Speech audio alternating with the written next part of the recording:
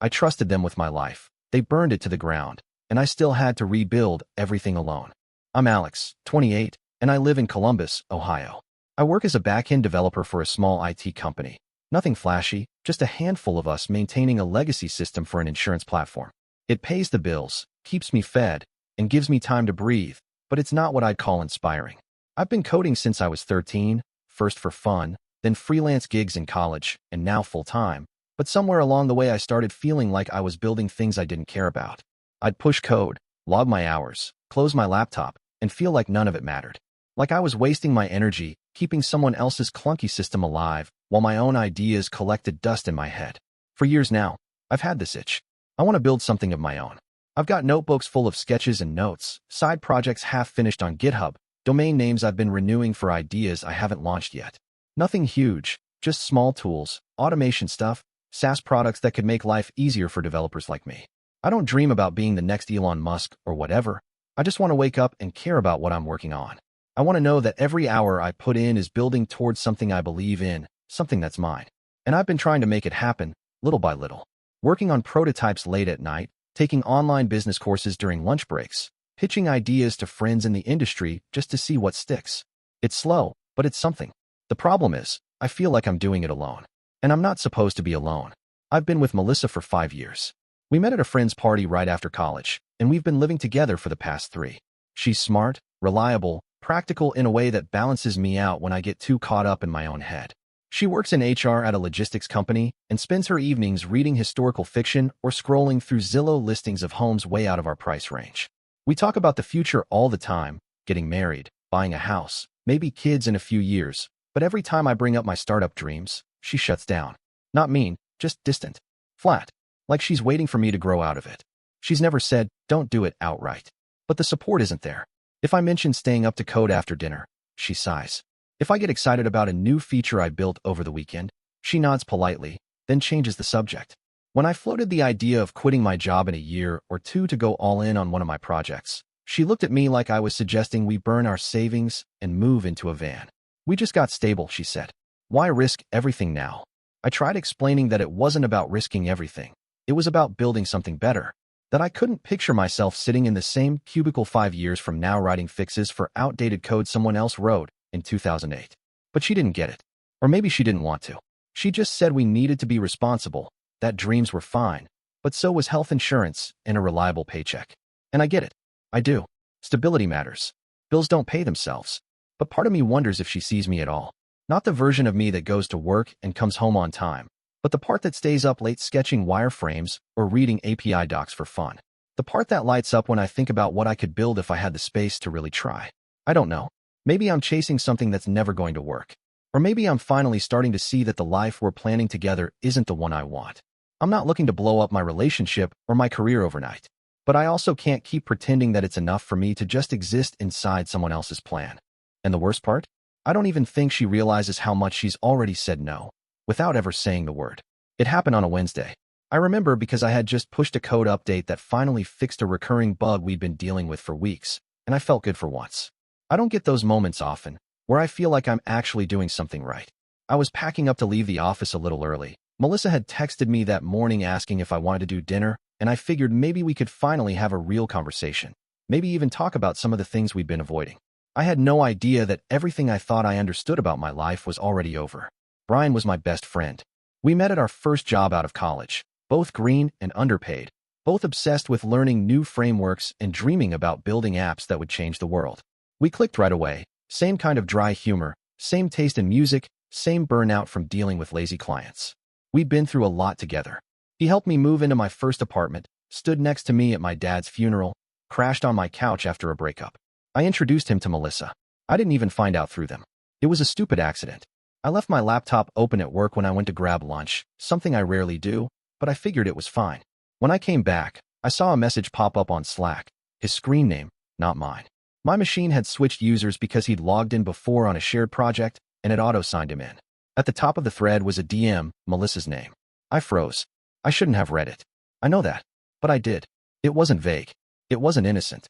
It was weeks of messages, right there. Conversations that didn't leave room for interpretation. Jokes that made my stomach turn. Last night was amazing. And you have to be careful. Alex almost saw the bruise. I sat there staring at the screen, everything around me going quiet. I remember the buzzing in my ears.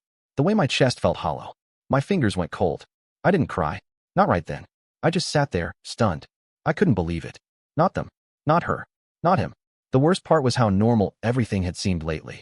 Melissa still kissed me goodbye in the mornings. Still sent me links to recipes she wanted to try. Still reminded me to pick up oat milk. Brian still cracked jokes with me at work. Still helped me debug code. Still invited me to his place for game nights. They both looked me in the face every day, pretending. I didn't say anything at work. I closed the laptop, walked out without a word, got in my car, and drove. I didn't even know where I was going. I just drove until my gas tank was almost empty, and I ended up in a strip mall parking lot 20 miles from home. I sat in the car with the windows up, staring at nothing, my hands shaking so hard I couldn't hold my phone. When I got back to the apartment, she was home, sitting on the couch, wearing the hoodie she always stole from me, scrolling through her phone like nothing was wrong. I don't remember what I said first. I think it was something stupid like, "So how long's it been going on?" She looked up, confused at first, then her face changed. She didn't deny it. That's the thing. She didn't even try. She just sighed and said, "I didn't mean for it to happen." I lost it. Not yelling, not smashing things. Just this deep, shaking fury that sat in my chest and made my voice break. I asked her how she could do that to me.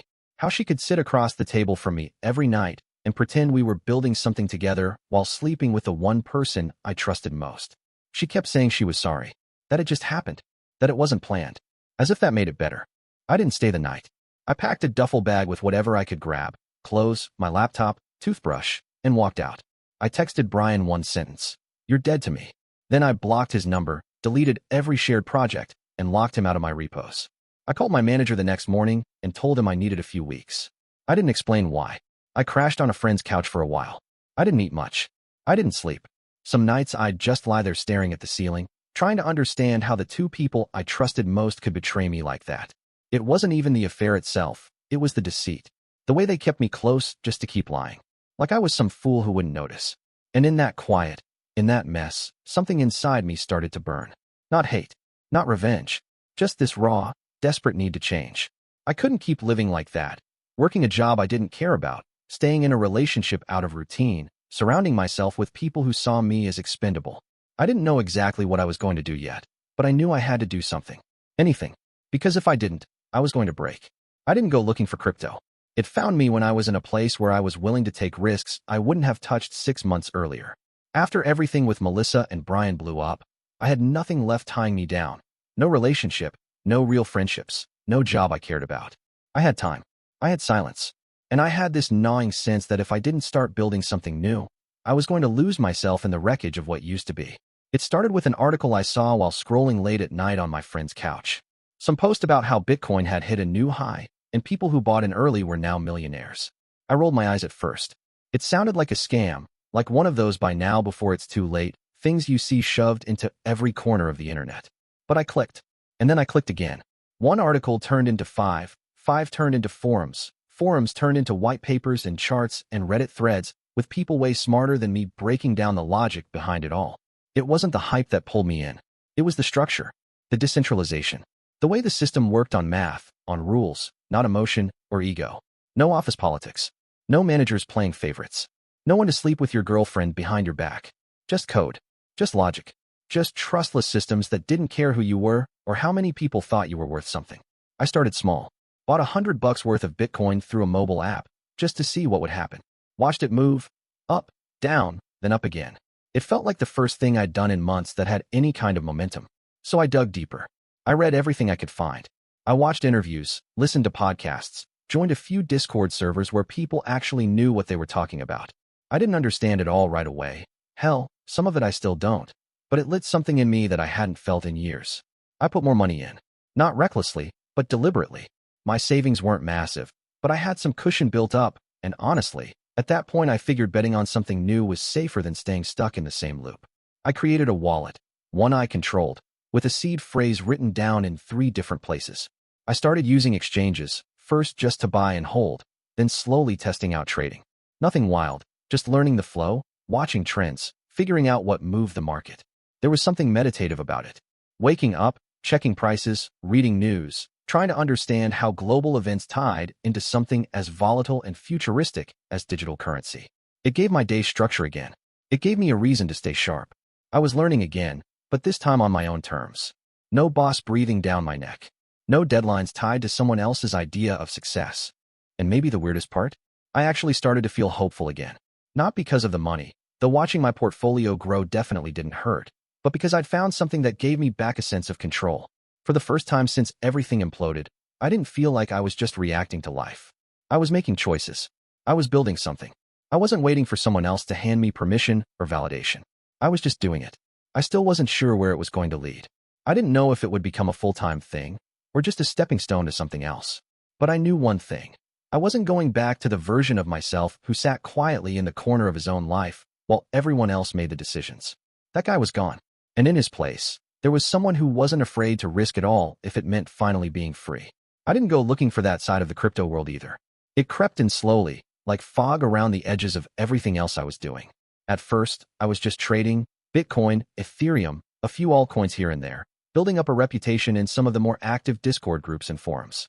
People started messaging me for over-the-counter exchanges, offering better rates than the platforms, asking if I could do direct wallet-to-wallet transfers without the usual KYC nonsense.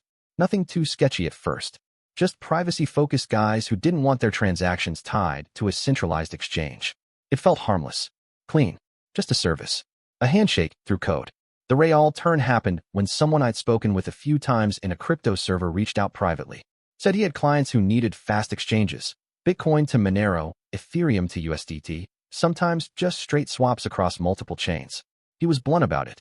They want speed, discretion, and no paperwork. You make 2% on the volume. More if you don't ask questions.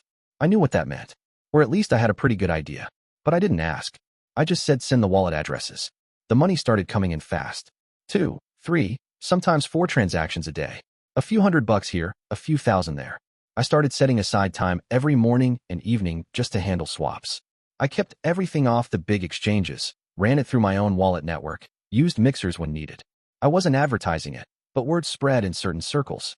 Telegram channels, private message boards, crypto Twitter DMs. I was the guy who could move money quickly and cleanly, no questions asked. And the profit was insane. What I used to make in a month at my job, I was pulling in weekly. I upgraded my apartment, bought a better laptop, paid off my student loans. I started using burner phones and encrypted apps, keeping my real name far away from anything tied to the wallet addresses. I told myself I was being careful, being smart. But deep down I knew I was playing with fire.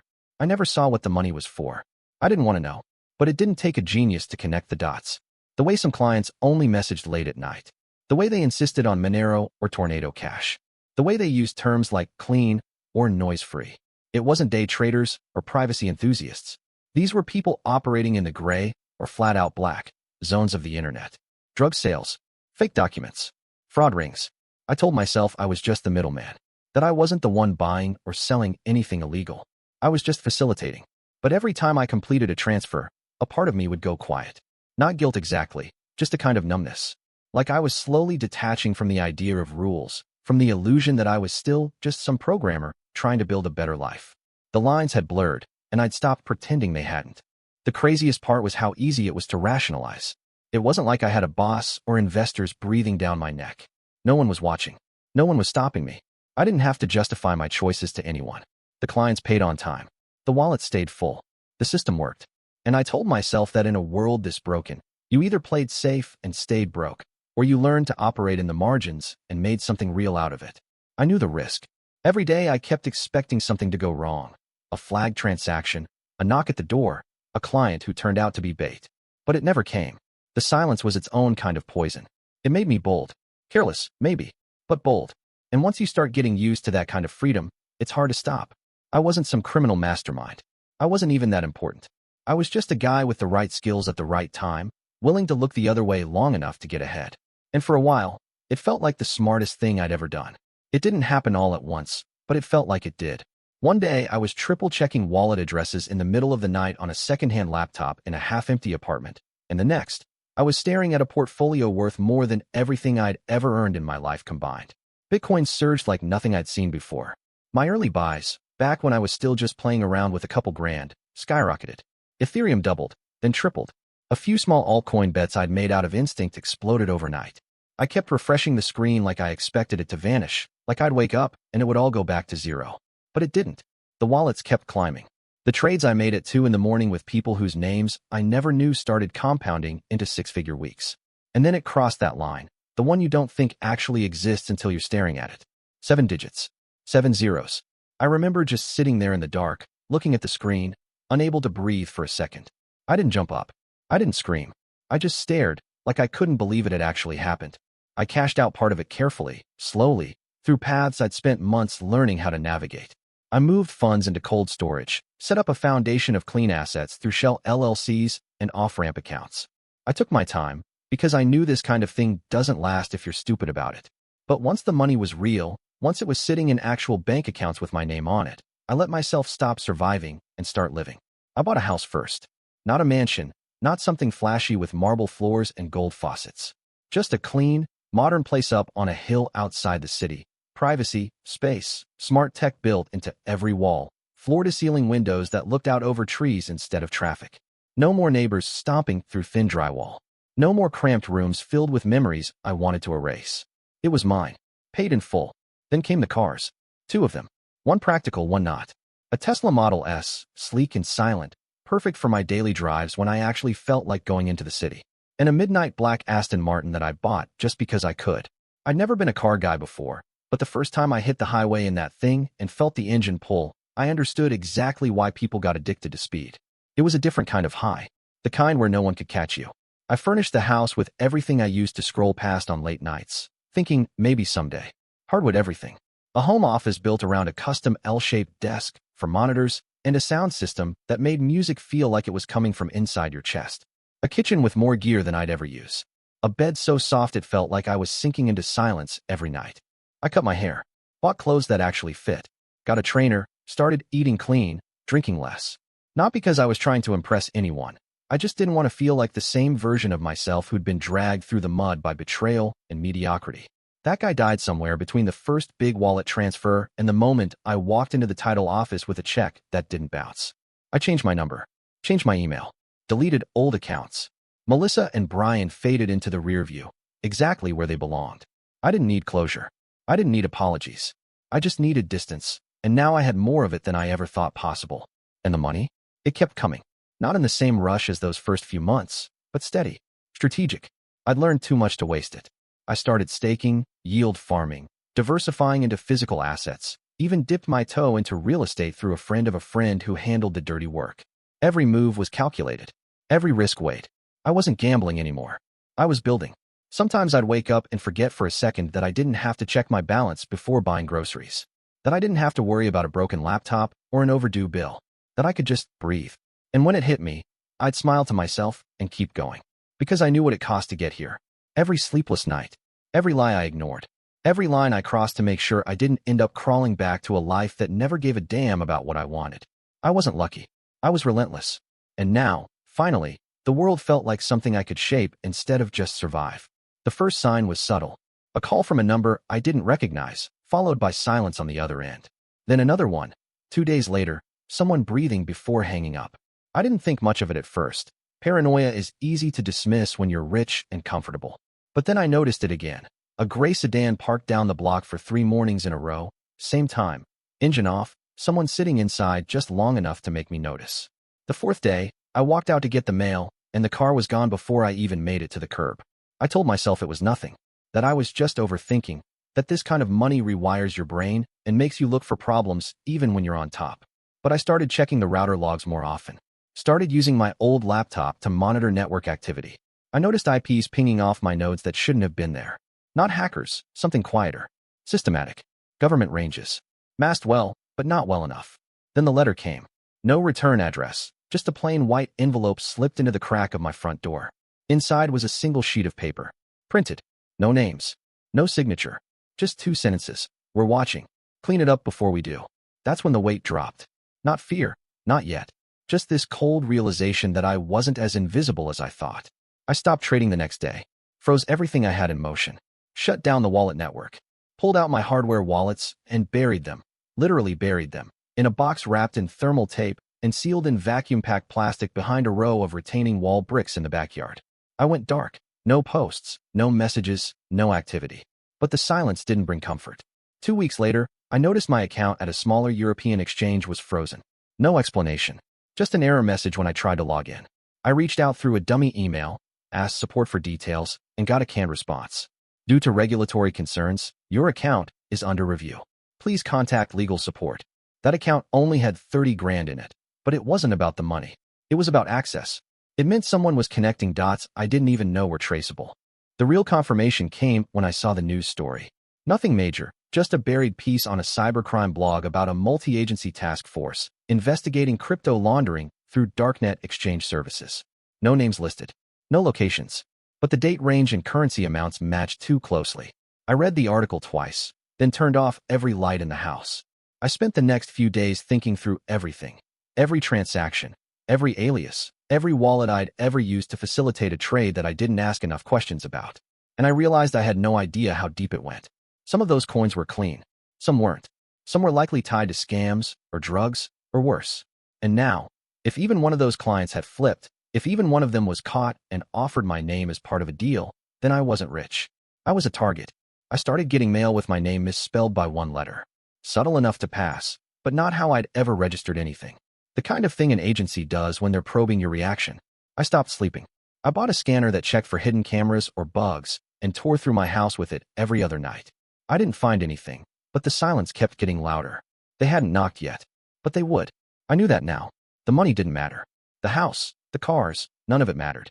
I had crossed a line when I told myself I didn't need to ask what the coins were being used for. I had convinced myself that anonymity meant immunity. That blockchain didn't care about morals. That as long as I was smart, I was safe. I wasn't.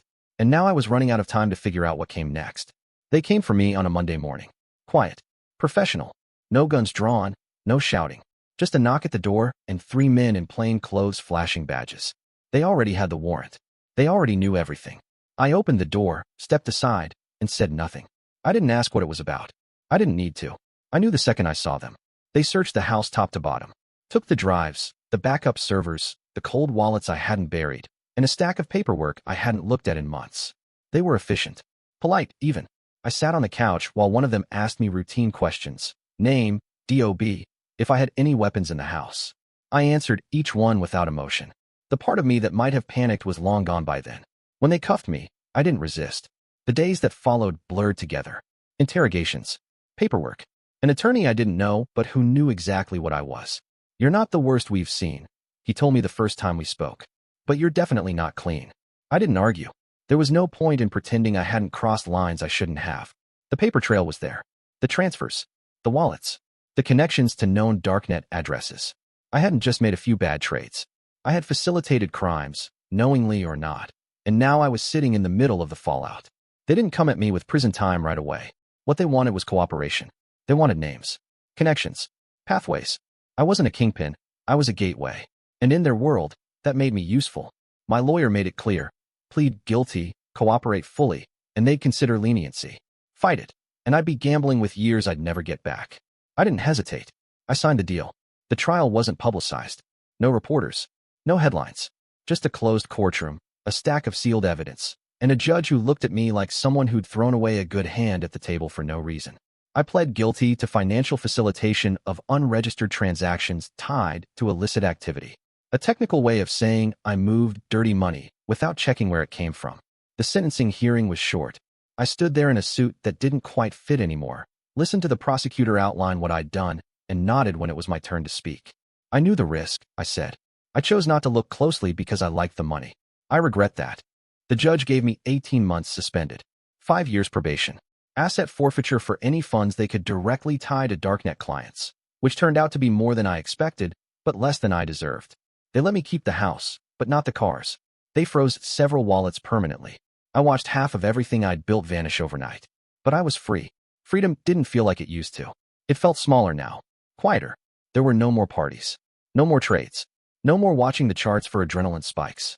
I spent a lot of time alone, a lot of time walking, thinking, running through every step I took that brought me from a broken-down programmer with big dreams to a criminal laundering crypto in the shadows of the web. The money had come fast, but the cost was slow, gradual. a piece at a time until there was nothing left of who I used to be except an echo. But I didn't let it end there. I started over, not as some redemption arc or dramatic reinvention, but because it was the only thing left to do. I deleted the burner accounts. I left the forums. I walked away from everything that reminded me of who I'd become. I didn't start a new business. I didn't launch a YouTube channel or write a book about my mistakes. I just lived. Quietly. Legally. Carefully. And for once, I didn't try to outrun the consequences. I sat with them. I let them settle into the corners of my life as a reminder of what happens when you chase freedom without boundaries, when you confuse profit for purpose. I don't know if I'll ever fully come back from it, but I know I'm done pretending that the rules don't apply just because you're smart enough to bend them. This is where it ends. That was my story. Let me know what you think. What would you have done in my place? I didn't wake up one morning with a business plan in hand or some grand idea of making things right. It started small, like most real things do. An email from a kid I used to work with during my freelance days. He'd seen my name in some obscure blog post, connected the dots, and reached out asking for help. Not judgment, just advice. He wanted to get into crypto but didn't know where to start. And he didn't want to end up like the people he kept reading about. The ones who lost everything because they followed the wrong path or listened to the wrong voices. I ignored the message for 2 days, then answered. I didn't try to sound like an expert. I just told the truth. What I'd learned. What I'd done wrong. What I'd do differently. He sent it to a friend. Then another. A few weeks later, I had a dozen people emailing me questions, some basic, some complicated, but all of them real. They weren't looking to get rich quick. They were just trying not to drown in the noise. That's when I realized there was space for something different. Not another trading platform or coin hype machine, but something grounded, honest, legal. A place where people could learn how crypto really worked, blockchain mechanics, wallet security, exchange risks, taxation, without being fed fantasies about overnight wealth or anonymous glory. So I built it. Slowly. Quietly.